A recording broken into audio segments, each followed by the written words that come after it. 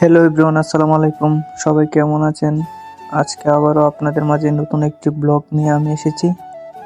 ব্লগটি হলো আজকে আমার ছুটি, তাই ঘুরতে বেরোলাম আমি আর আমার বড় ভাই। হাঁটতেছি আর ভাবতেছি কি সুন্দর জায়গা।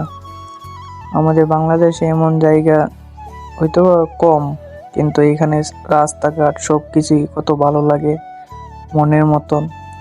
আর দুজন মিলে চলে গেলাম বাঙালি মার্কেটের উদ্দেশ্যে। আর আপনারা দেখুন কি সুন্দর ফুল। এরকম ফুল কি আমাদের বাংলাদেশে রাস্তার সাইডে হবে? কখনোই না, কারণ সব কিছু অশৃঙ্খল হলো আমাদের বাংলাদেশ। ঠিক আছে, তো হাঁটতেছি আর ফুলগুলা দেখতেছি আর উপভোগ করতেছি কি সুন্দর। রাস্তাঘাটে প্রায় রাস্তার মধ্যে এরকম ফুল মাঝখানে লাগিয়ে রাখে সৌন্দর্য বৃদ্ধি করার জন্য।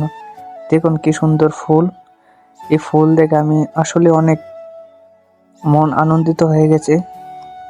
কি সুন্দর ফুল। আর দেখতে পাচ্ছেন রাস্তাঘাট কত সুন্দর, কত পরিষ্কার পরিচ্ছন্ন। তো আমরা চলে আসলাম কবিবের কাছাকাছি, বাঙালি মার্কেটের কাছাকাছি। এখানে দেখেন কত গাড়ি, একবার মেন রোড। আমি এক দূর দিয়ে পালিয়ে গেলাম রাস্তা দিয়ে, কারণ পুলিশ দেখলে ঝামেলা, 100 টাকা গ্রামা মারবে। আর হাঁটতে হাঁটতে চলে আসলাম বাঙালি মার্কেট। এই জায়গাটা পুরোই বাংলাদেশের মতন। দেখেন রাস্তাঘাটে কত কিছু নিয়ে বসে আছে। হয়তো গুলিস্তানের মতন দেখা যায়, কিন্তু বাঙালি যে জায়গায় আছে সব জায়গায় এসব পাওয়া যাবে। তো জালমুড়ি দোকানে গিয়ে বললাম, মামা 2টা জালমুড়ি দেন। 2টা জালমুড়ি খেয়ে মুখ অনেক জাল হয়ে গেল, তাই চলে গেলাম জুসের দোকানে। 2টা জুস নিয়ে খেলাম দুইজন, অনেক ভালো লাগলো। জালের পর ঠান্ডা কিছু খেলে অবশ্যই ভালো লাগে। তারপর ঠান্ডা কিছু শেষ হয়ে গেছে, তারপরে খেতে হবে চা। ঠান্ডা দিনে চা কত সুস্বাদু হয় তা আপনারা জেনেই থাকেন। তো চা খানা শেষে মার্কেটে ঢুকলাম। মার্কেটে ঢুকে কিছু সদাই নিলাম, নিয়ে আবার রওনা হলাম রুমের উদ্দেশ্যে। আজকে ঘোরাঘুরি শেষ।